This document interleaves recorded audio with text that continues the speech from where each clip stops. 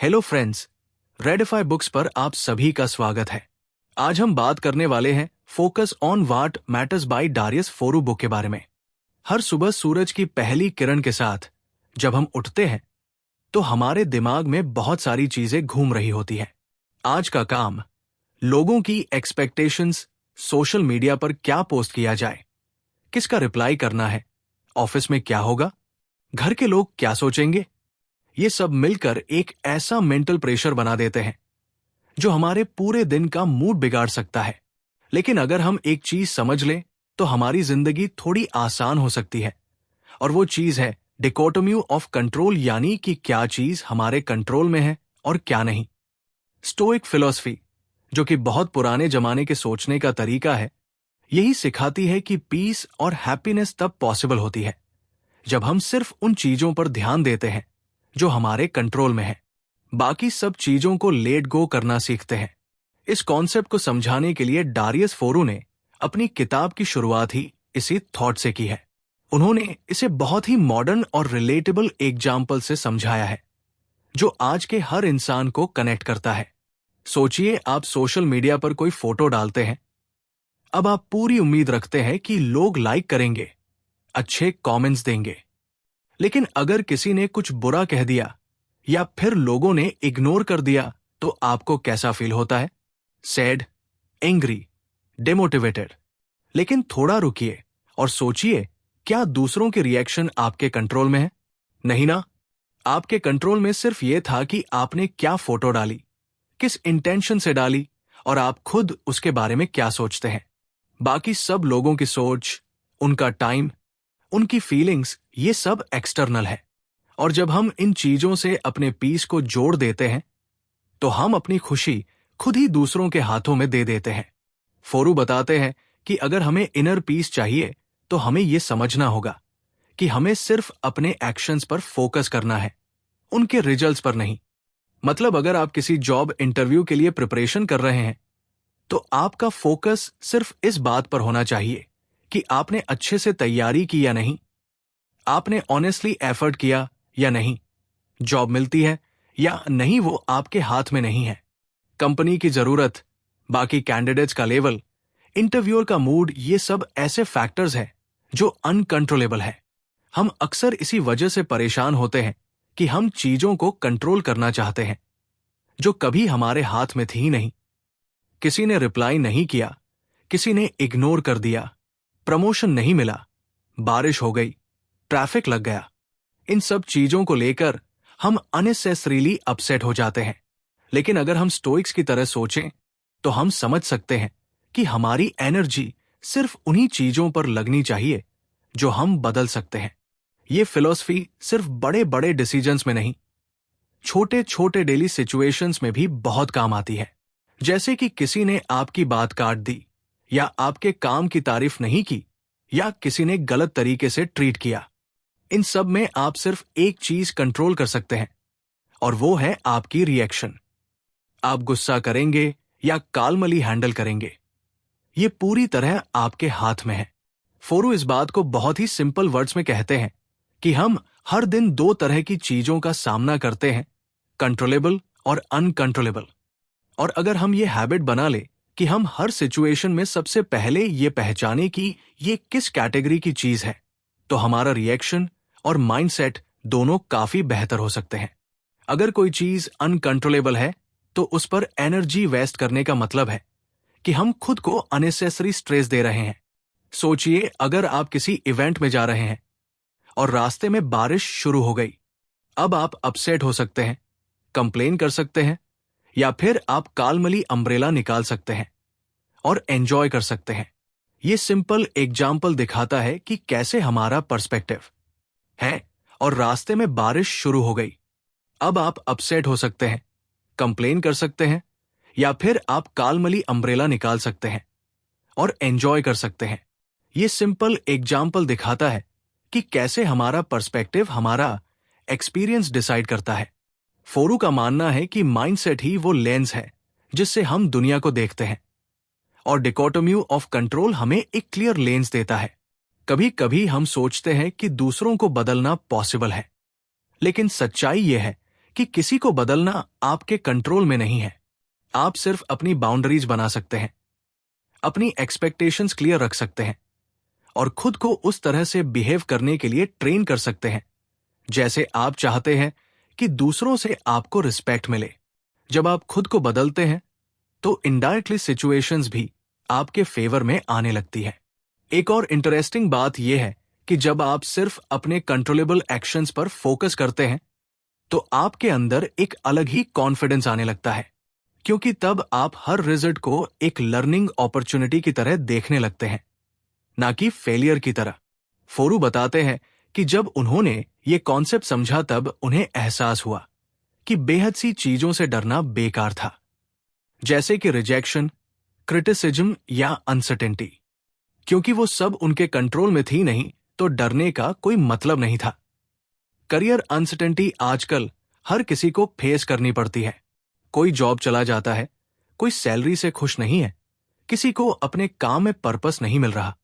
लेकिन अगर हम इस अनसर्टेनिटी को इस नजर से देखें कि ये हमारे कंट्रोल से बाहर है, तो हम उसे एक्सेप्ट करना सीख सकते हैं और फिर अपने एफर्ट को उस डायरेक्शन में लगाना शुरू कर सकते हैं जो हमारे कंट्रोल में हो, जैसे न्यू स्किल सीखना, नेटवर्किंग करना, प्रोजेक्ट्स में खुद को प्रूव करना।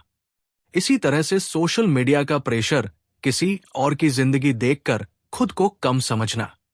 अगर आपको हमारी फ्री समरी अच्छी लगती है और आप अपनी ग्रोथ को लेकर वाकई सीरियस हैं, तो आप हमारे चैनल रेडिफाई बुक्स को सब्सक्राइब कर सकते हैं, हमारी मेंबरशिप खरीद सकते हैं या हमें यूपीआई के थ्रू सपोर्ट कर सकते हैं। अब समरी पर वापस चलते हैं। दूसरों की अचीवमेंट्स देखकर इनसिक्योर फील करना, ये सब तब तक होता है जब तक हम ये नहीं समझते कि वो सब हमारे कंट्रोल में नहीं है।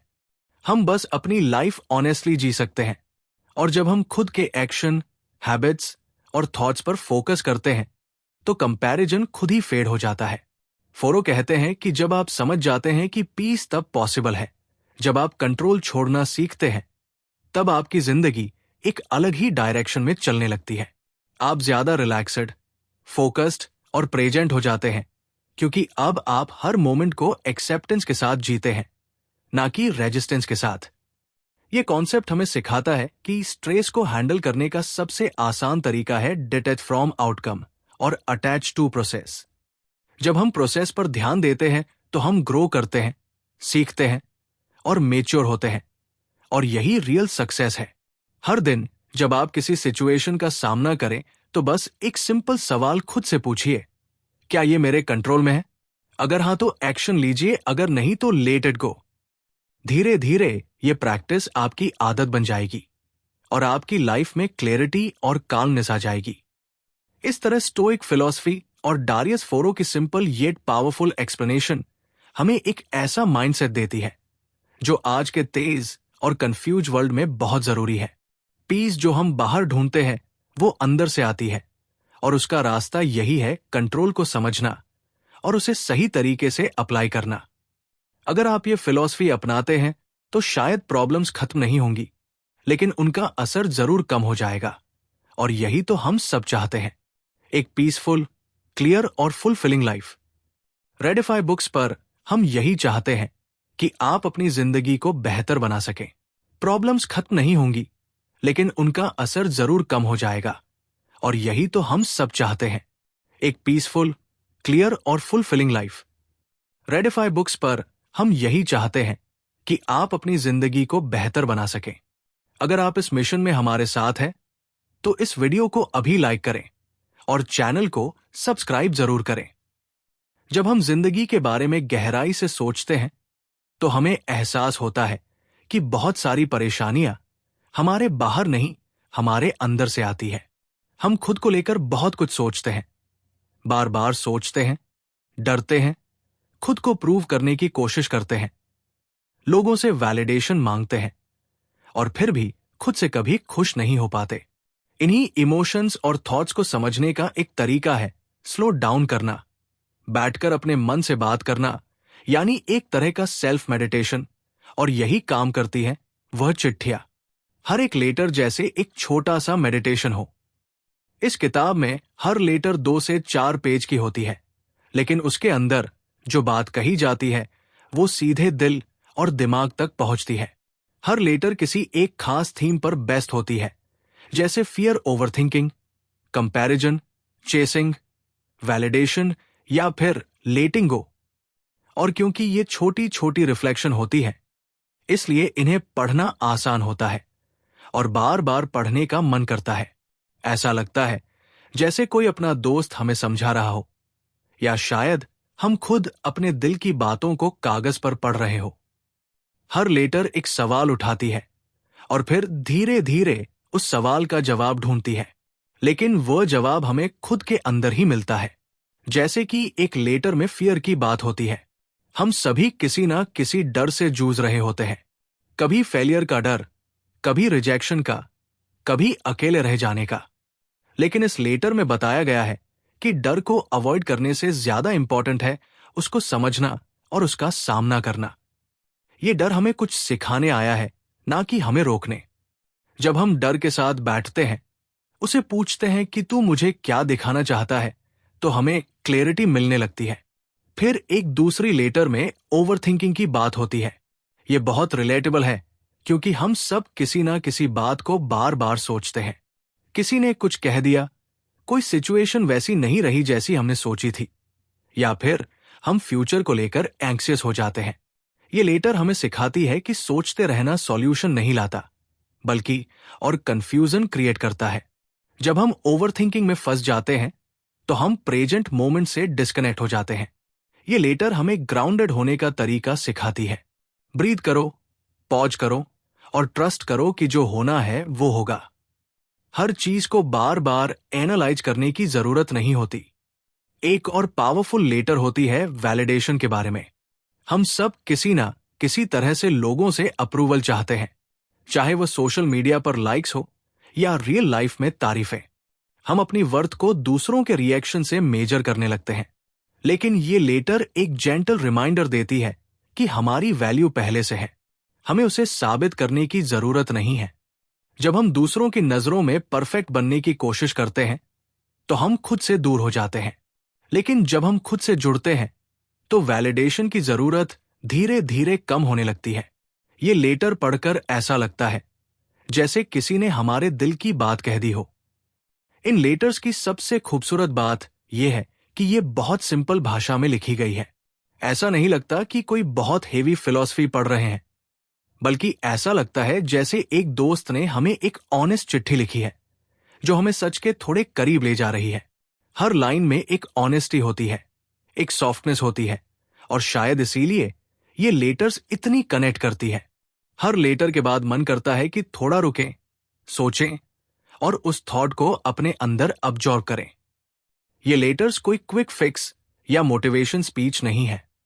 ये धीरे धीरे असर करती है, जैसे हल्की बारिश जमीन को गहराई तक भिगो देती है।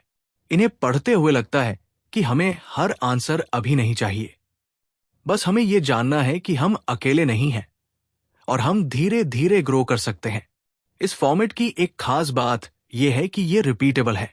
आप आज कोई लेटर पढ़े, फिर एक हफ्ते बाद दोबारा उसी लेटर को पढ़े तो उसका मीनिंग और भी गहरा लगता है, क्योंकि हर बार हम धीरे धीरे ग्रो कर सकते हैं। इस फॉर्मेट की एक खास बात यह है कि यह रिपीटेबल है। आप आज कोई लेटर पढ़े, फिर एक हफ्ते बाद दोबारा उसी लेटर को पढ़े तो उसका मीनिंग और भी गहरा लगता है, क्योंकि हर बार हम किसी न्यू थॉट या फीलिंग के साथ उस लेटर को देखते हैं।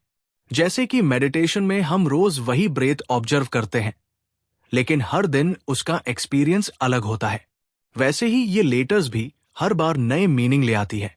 इन चिट्ठियों को पढ़ना एक तरह से खुद के साथ कन्वर्सेशन करने जैसा है। जब हम किसी लेटर को पढ़ते हैं, तो वो हमारे अंदर कुछ अनलॉक करती है। कभी पुरानी यादें, कभी कोई बेरिड फीलिंग, कभी कोई क्लैरिटी, और उस मोमेंट में हम थोड़ा सा खुद को बेटर समझ पाते हैं।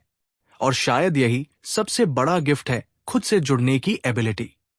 कुछ लेटर्स थोड़ी रॉ होती है, जैसे ग्रीफ या लोनलीनेस पर लिखी गई, लेकिन ये दर्द भी बेहद ऑथेंटिक तरीके से शेयर किया गया है। ऐसा नहीं लगता कि हमें बस स्ट्रांग बनो या पॉजिटिव सोचो कहा जा रहा है, बल्कि ये लेटर्स हमें अलाउ करती है कि हम अपने इमोशंस को एक्सेप्ट करें, उनके साथ बैठे और धीरे धीरे हीलिंग की तरफ बढ़े। इन लेटर्स को किसी भी ऑर्डर में पढ़ा जा सकता है। कोई रूल नहीं है कि किसे पहले पढ़ना है। जिस दिन जैसा फील हो रहा है वैसी लेटर उठा लो। ये फ्रीडम भी बहुत सूदिंग लगती है, क्योंकि ये हमें याद दिलाती है कि हीलिंग और ग्रोथ लीनियर नहीं होते। कभी कभी हमें पीछे जाना पड़ता है ताकि आगे बढ़ने की स्ट्रेंथ मिले। हर लेटर एक जेंटल पॉज है। ये हमें तेज दुनिया की भागदौड़ से थोड़ा ब्रेक देती है। ये सिखाती है कि हर आंसर जल्दबाजी में नहीं मिलता। कभी कभी बस बैठकर सुनना होता है अपने मन की आवाज को, अपने दिल की विस्पर्स को। और इन लेटर्स में वो शांत आवाज मिलती है जो कहती है, it's okay, you are doing fine, just breathe. इस किताब की सबसे बड़ी खूबी यही है कि ये आपको बेहतर बनने की जरूरत नहीं बताती, बल्कि ये आपको याद दिलाती है कि आप जैसे हो वैसे ही बहुत इनफ हो। इसमें कोई परफॉर्मेंस नहीं है, कोई जजमेंट नहीं है, सिर्फ एक्सेप्टेंस है। और शायद आज की दुनिया में ये सबसे ज्यादा जरूरी है। हर लेटर एक गिफ्ट माइंड के लिए, हार्ट के लिए और सोल के लिए। और जब आप इसे पढ़ते हैं तो ये एक्सपीरियंस सिर्फ एक किताब पढ़ने का नहीं होता, बल्कि एक जर्नी का होता है। ऐसी जर्नी जो बाहर की नहीं, अंदर की होती है। और यही जर्नी सबसे खूबसूरत होती है। अगर आप कभी कंफ्यूज महसूस कर रहे हो, लो फील कर रहे हो, या बस खुद के साथ थोड़ा वक्त बिताना चाहते हो, तो इन लेटर्स की तरफ लौट आइए। यह आपको धीरे धीरे उस वर्जन की ओर ले जाएंगी जो आप हमेशा से थे, बस भूल गए थे। और हर बार आपको याद दिलाएंगे कि क्लैरिटी, पीस और सेल्फ लव बाहर नहीं, आपके ही अंदर है। आज की दुनिया में हम सबको एक चीज लगातार खींच रही है, डिस्ट्रक्शन। हर तरफ से नोटिफिकेशन आ रही है, हर पल कुछ ना कुछ नया दिख रहा है, और हमारा माइंड एक जगह टिक ही नहीं पाता। हम कुछ करने बैठते हैं और कुछ ही मिनट में फोन उठाते हैं, स्क्रॉल करते हैं, फिर भूल जाते हैं कि असल में करना क्या था। यही है वो डिजिटल नॉइस जिसके बारे में डेरियस फोरू बात करते हैं। उनके मुताबिक ये नॉइस बस आवाज नहीं है, ये हमारी क्लैरिटी, फोकस और अल्टीमेटली हमारी जिंदगी को क्वाइटली खा रही है। फोरू कहते हैं कि हमारी अटेंशन सबसे कीमती चीज है। ये कोई ओवरस्टेटमेंट नहीं है, क्योंकि जो भी हम अचीव करते हैं वो हमारी अटेंशन के यूज पर ही डिपेंड करता है। चाहे वो लर्निंग हो, रिलेशनशिप्स हो, करियर गोल्स हो या सेल्फ ग्रोथ, हर चीज के लिए सबसे पहले हमें अपना ध्यान देना होता है। लेकिन जब ध्यान ही बंटा हुआ हो, जब हर 2 मिनट में हम किसी दूसरे टैब पर चले जाते हैं, जब हर बीप पर हमारा माइंड वॉन्डर कर जाता है, तो हम किसी भी चीज में गहराई से कनेक्ट नहीं हो पाते। सोचो, जब हम किसी दोस्त से बात कर रहे होते हैं और बीच में फोन चेक करते हैं, तो ना हम उस दोस्त को पूरी तरह सुन पा रहे होते हैं और ना ही उस कनेक्शन को ट्रूली महसूस कर पाते हैं। वैसे ही जब हम कोई किताब पढ़ रहे होते हैं या कोई काम कर रहे होते हैं और माइंड बार बार किसी दूसरे थॉट या अलर्ट की तरफ भाग रहा होता है, तो वो मोमेंट धीरे धीरे खो जाता है। ये डिस्ट्रक्शन सिर्फ टाइम नहीं खाता, ये हमारे अंदर की शांति, क्रिएटिविटी और सेटिस्फैक्शन को भी साइलेंटली खत्म कर रहा होता है। फोरू इस बात पर जोर देते हैं कि हमें अपनी अटेंशन को प्रोटेक्ट करना आना चाहिए। जैसे हम पैसे बचाते हैं, वैल्यूबल्स को लॉक में रखते हैं, वैसे ही हमें अपने ध्यान को भी कॉन्शियसली गार्ड करना चाहिए। वो कहते हैं कि आज की दुनिया में अटेंशन ही असली करेंसी है और हर प्लेटफॉर्म, हर ब्रांड इसी के पीछे पड़ा है। इंस्टाग्राम, यूट्यूब, ट्विटर, ये सब हमारी अटेंशन के लिए कंपीट कर रहे हैं और हम बिना सोचे समझे वो अटेंशन बांटते जा रहे हैं। एक रील यहां, एक ट्वीट वहां, एक आर्टिकल बीच में। धीरे धीरे हमारा माइंड शैलो हो जाता है।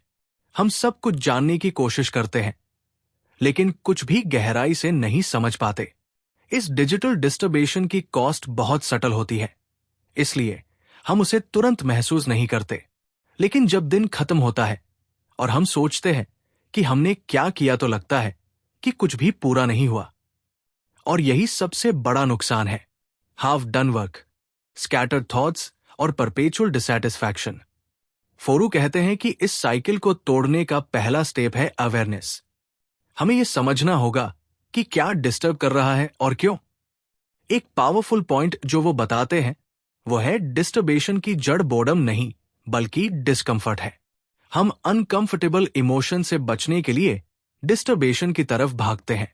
जब कोई टास्क बोरिंग लगने लगता है, या जब हम एंग्शियस फील करते हैं, या जब कोई कन्वर्सेशन हमें इमोशनली चैलेंज करती है, हम फोन उठा लेते हैं, फीड स्क्रॉल करने लगते हैं। वो टेम्परेरी एस्केप हमें अच्छा फील कराता है, लेकिन लॉन्ग टर्म में वो हमारी कैपेसिटी को कमजोर करता है। फोरू सजेस्ट करते हैं कि हमें अपने दिन को ऐसा डिजाइन करना चाहिए जहां हमारी अटेंशन सेफ रहे। इसका मतलब है कि हमें इंटेंशनल बनना पड़ेगा। क्या देखना है, कब देखना है और कितना देखना है, ये डिसाइड करना होगा। हर बार फोन पर हाथ जाने से पहले खुद से पूछो, क्या ये जरूरी है? क्या ये मेरे गोल को सपोर्ट करता है? क्या ये मुझे क्लियर करता है या और कंफ्यूज करता है? वो मॉर्निंग रूटीन के बारे में भी बात करते हैं। कैसे दिन की शुरुआत का तरीका पूरे दिन की टोन सेट करता है। अगर हम उठते ही फोन देखने लगते हैं, नोटिफिकेशन चेक करते हैं, तो हमारा माइंड रिएक्टिव मोड में चला जाता है। हम अपने दिन को कंट्रोल नहीं कर रहे होते, बल्कि दिन हमें कंट्रोल कर रहा होता है, टोन सेट करता है। अगर हम उठते ही फोन देखने लगते हैं, नोटिफिकेशन चेक करते हैं, तो हमारा माइंड रिएक्टिव मोड में चला जाता है। हम अपने दिन को कंट्रोल नहीं कर रहे होते, बल्कि दिन हमें कंट्रोल कर रहा होता है। लेकिन अगर हम सुबह का पहला घंटा इंटेंशनल चीजों में लगाए, जैसे journaling, reading, silence, deep work, तो हमारी अटेंशन धीरे धीरे ट्रेन होने लगती है। इस अटेंशन को प्रोटेक्ट करने के लिए फोर्ब्स कुछ प्रैक्टिकल स्ट्रैटेजीज भी बताते हैं, जैसे टाइम ब्लॉक्स का यूज करना, डिस्ट्रक्शन फ्री जोन क्रिएट करना, डिजिटल डिटॉक्स लेना और सबसे जरूरी बोर्डम को टॉलरेट करना सीखना। जब हम बिना डिस्ट्रक्शन के बैठे रहते हैं तो शुरू में अनकंफर्टेबल लगता है, लेकिन फिर धीरे धीरे वही बोर्डम आइडियाज में बदलने लगता है, क्लैरिटी में बदलने लगता है। हमारे बेस्ट थॉट्स तब आते हैं जब हम बस सोच रहे होते हैं, ना कि किसी फीड में डूबे होते हैं। एक और इंटरेस्टिंग बात जो वो बताते हैं वो है डीप वर्क और शैलो वर्क का फर्क। बहुत बार हम पूरे दिन बिजी रहते हैं, लेकिन कुछ मीनिंगफुल नहीं करते। हम ईमेल्स रिप्लाई कर रहे होते हैं, मैसेजेस भेज रहे होते हैं, टैब स्विच कर रहे होते हैं, लेकिन कुछ भी डीप नहीं होता। डीप वर्क वही पॉसिबल है जहां डिस्ट्रक्शन ना हो, जहां हमारा दिमाग फ्लो में जा सके, और उस जोन में पहुंचने के लिए अटेंशन को डिसिप्लिन करना पड़ता है। डिस्ट्रक्शन की वजह से हमारी क्रिएटिविटी भी सफर करती है। हम सोचते हैं कि स्क्रॉलिंग से हमें इंस्पिरेशन मिलेगा, लेकिन होता उल्टा है। माइंड ओवरवेल्म हो जाता है, कंपैरिजन शुरू हो जाती है और खुद पर डाउट होने लगता है। फोर्ब्स कहते हैं कि असली इंस्पिरेशन साइलेंस से आती है। जब माइंड क्वाइट होता है तभी वो ऑब्जर्व कर सकता है, इमेजिन कर सकता है, क्रिएट कर सकता है। उनका पूरा मैसेज यही है कि डिस्ट्रक्शन की प्राइस सिर्फ समय नहीं होती, वो हमारी peace of mind, quality of work और हमारी आइडेंटिटी तक को अफेक्ट करती है। जब हम बार बार किसी दूसरे की आवाज सुनते हैं तो धीरे धीरे अपनी आवाज खो देते हैं। इसलिए जरूरी है कि हम अपने ध्यान को रिक्लेम करें, उसे उस डायरेक्शन में यूज करें जहां ग्रोथ हो, क्लैरिटी हो और मीनिंग हो। ये सब बातें पढ़ते हुए ऐसा लगता है कि हम सब कभी ना कभी इस ट्रैप में फंसे हैं, लेकिन अच्छी बात यह है कि इससे बाहर निकलने का रास्ता भी हमारे पास ही है।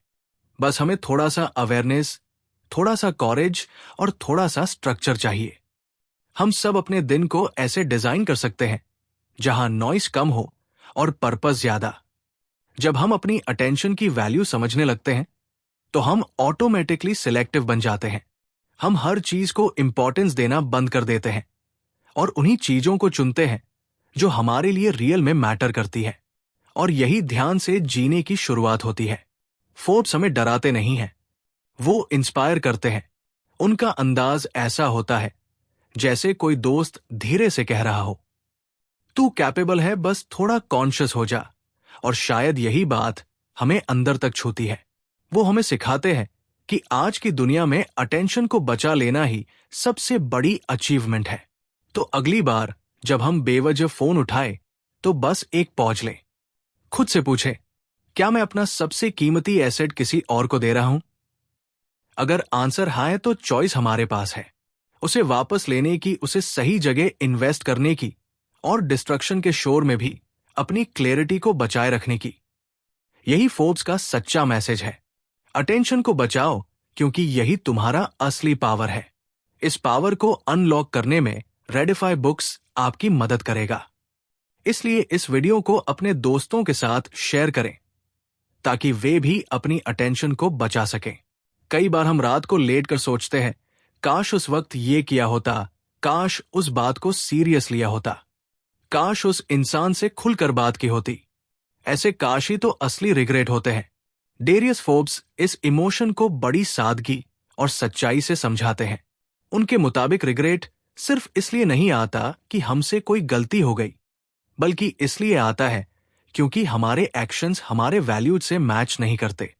जब हम ऐसा कुछ कर बैठते हैं जो हमारे दिल के सच से अलग होता है, तब रिग्रेट धीरे धीरे अंदर पनपता है। हम सबने कभी ना कभी ये फील किया है कि हम कुछ ऐसा कर रहे हैं जो दिल से ठीक नहीं लगता, लेकिन हम करते हैं क्योंकि सब कर रहे हैं या यही करना चाहिए।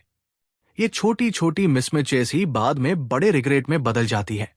फोर्ब्स यही कहते हैं, रिग्रेट को अवॉइड करने का तरीका ये नहीं है कि हम परफेक्ट बन जाएं, बल्कि ये है कि हम खुद से बार बार पूछते रहें, क्या मैं वही कर रहा हूं जो मेरे लिए सच में इंपॉर्टेंट है? ये सवाल छोटा सा लगता है, लेकिन इसका असर बहुत गहरा होता है। इमेजिन करो, अगर हर दिन हर डिसीजन से पहले हम खुद से ये पूछें कि क्या ये मेरे लाइफ के पर्पस से अलाइंड है, तो शायद हम बहुत सारे गलत स्टेप्स बचा सकते हैं। अक्सर हम ऑटो पायलट पर जीते हैं, same routine, same job, same complaints, बिना ये सोचे कि क्या ये सच में वही चीजें हैं जो हमें फुलफिल करती है। फोर्ब्स यही पैटर्न तोड़ने को कहते हैं। वो बताते हैं कि रिग्रेट सिर्फ पास्ट का पछतावा नहीं है, ये एक सिग्नल है। जब हमें किसी चॉइस पर रिग्रेट होता है, तो वो हमारे अंदर के किसी इग्नोर्ड ट्रुथ की तरफ इशारा कर रहा होता है।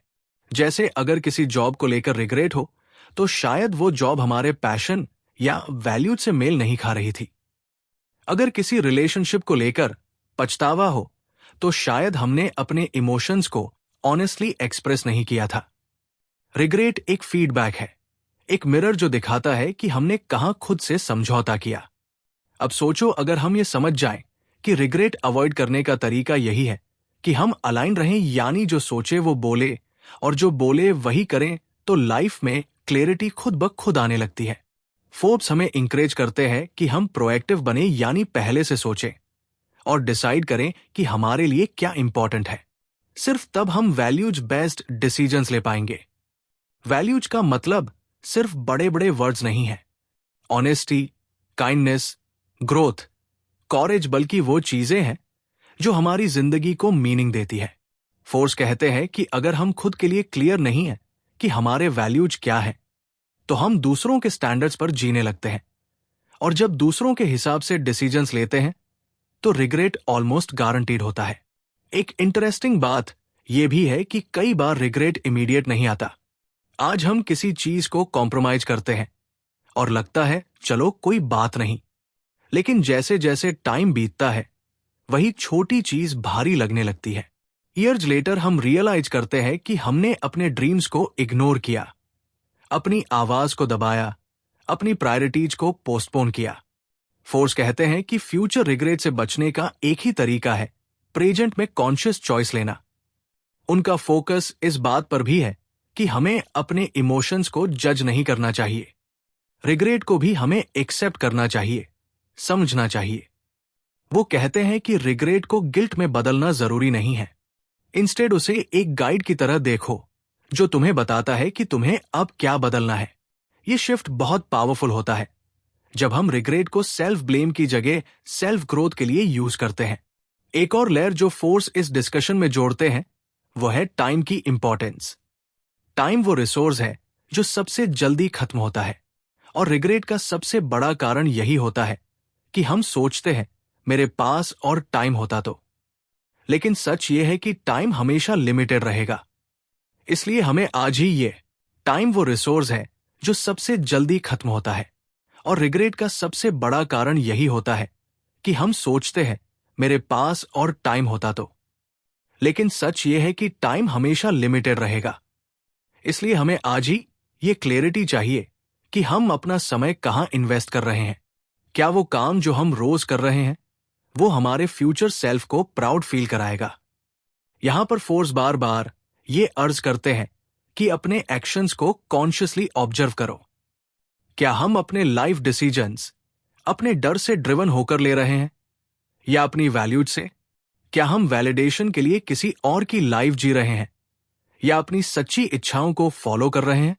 जब हम खुद से ये सवाल पूछते हैं तो धीरे धीरे हमारी चॉइसेज क्लियर होने लगती है। अब ये मत समझो कि फोर्स किसी आइडियलिस्टिक वर्ल्ड की बात कर रहे हैं जहां कोई प्रॉब्लम नहीं होती। वो खुद कहते हैं कि रियल वर्ल्ड में कभी कभी हमें कॉम्प्रोमाइज करना ही पड़ता है, लेकिन ये समझना जरूरी है कि वो कॉम्प्रोमाइज हमारे किस वैल्यू से कॉन्फ्लिक्ट करता है। अगर हमें समझ है तो रिग्रेट नहीं होता, क्योंकि हमने कॉन्शियस डिसीजन लिया होता है। कई बार हम सोचते हैं कि रिग्रेट से बचना है तो बस रिस्क मत लो, लेकिन फोर्स इसे गलत मानते हैं। उनके अनुसार सबसे बड़ा रिग्रेट वही होता है जो हम कभी ट्राई ही नहीं करते। किसी ड्रीम को पूरी तरह जीने से डरना, किसी रिलेशनशिप में वल्नरेबिलिटी न दिखाना, किसी टैलेंट को सप्रेस करना, ये सब साइलेंट रिग्रेट बन जाते हैं। इसलिए वो कहते हैं लाइफ बोल्डली बट वाइजली, अपने हार्ट की सुनो लेकिन दिमाग से चलो, एक्शन लो लेकिन वैल्यूज से अलाइन रहकर।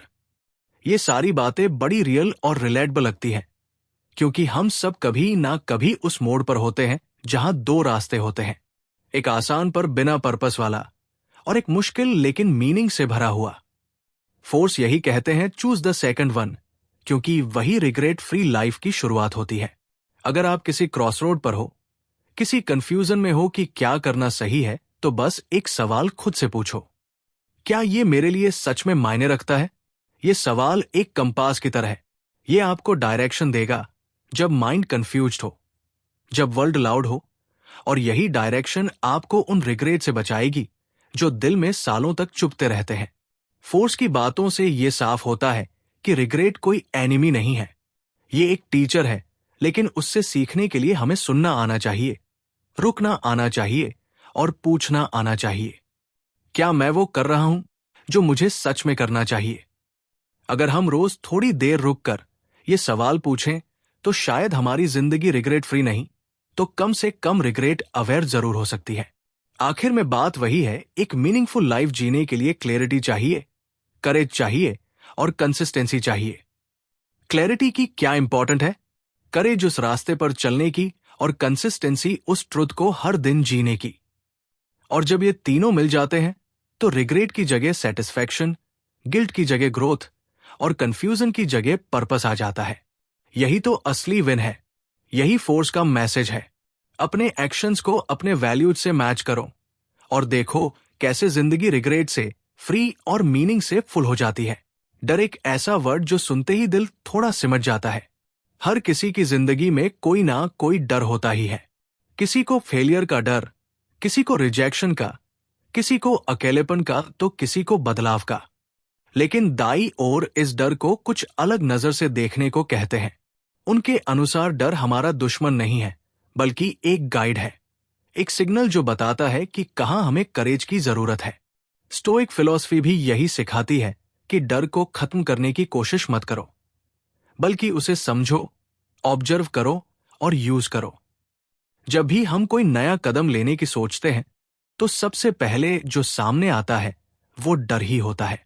नया काम शुरू करना हो, किसी से दिल की बात कहना हो, कोई बोल्ड डिसीजन लेना हो, हर जगह डर आड़े आता है। फोर्स मानते हैं कि इस डर से भागने की बजाय हमें खुद से ये पूछना चाहिए, इस डर के पीछे क्या अपॉर्चुनिटी छुपी है? क्योंकि डर वही आता है जहां कुछ मीनिंगफुल होता है, जहां कुछ बड़ा हो सकता है, जहां ग्रोथ की पोटेंशियल होती है। सोचो, अगर किसी इंसान को स्टेज पर बोलने में डर लगता है तो शायद वही उसकी ग्रोथ है, क्योंकि वहां उसका सेल्फ एक्सप्रेशन है। अगर किसी को जॉब छोड़कर अपना काम शुरू करने में डर लग रहा है तो शायद वहां उसकी फ्रीडम छुपी है। डर हमें बताता है कि कहां हम अपनी कंफर्ट जोन से बाहर निकलने वाले हैं, और कंफर्ट जोन से बाहर निकलना ही तो करेज का असली मतलब होता है। फोर्ब्स इस बात पर जोर देते हैं कि डर को सप्रेस करने की जरूरत नहीं है। स्टोइज्म का नजरिया ये नहीं है कि मैं फियरलेस बन जाऊं, बल्कि ये है कि मैं डर को फेस करूं और फिर भी सही काम करूं। स्टोइक मानते हैं कि फियर एक नेचुरल इमोशन है। ये हमें अलर्ट करता है, प्रिपेयर करता है, लेकिन ये हमें रोकना नहीं चाहिए। बल्कि जब डर आता है तो वो एक सिग्नल है कि अभी हमें थोड़ी एक्स्ट्रा स्ट्रेंथ, थोड़ी एक्स्ट्रा क्लैरिटी और थोड़ी एक्स्ट्रा फेथ की जरूरत है। कई बार हम डर को ओवरथिंक करके बहुत बड़ा बना देते हैं। हम खुद को फ्यूचर के ऐसे सिनारियो दिखाने लगते हैं जो अभी एग्जिस्ट भी नहीं करते। फोर्स कहते हैं कि ज्यादातर डर इमेजिनेशन से आते हैं, रियलिटी से नहीं।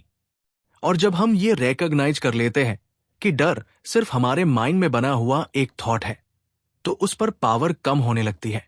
उदाहरण के लिए, एक इंसान जो किसी पब्लिक इवेंट में जाने से डरता है, वो खुद को पहले ही ये सोचकर थका देता है कि लोग क्या सोचेंगे। अगर मैं ऑकवर्ड बिहेव कर गया तो, अगर कोई मुझे जज करने लगा तो। लेकिन ये सब माइंड की स्टोरीज होती है। असली वर्ल्ड में लोग ज्यादातर बिजी होते हैं अपने ही थॉट्स में। ये अवेयरनेस ही डर की चेन को तोड़ती है। फोर्स इंकरेज करते हैं कि हम डर से बात करें, उससे भागे नहीं। इमेजिन करो, डर एक दोस्त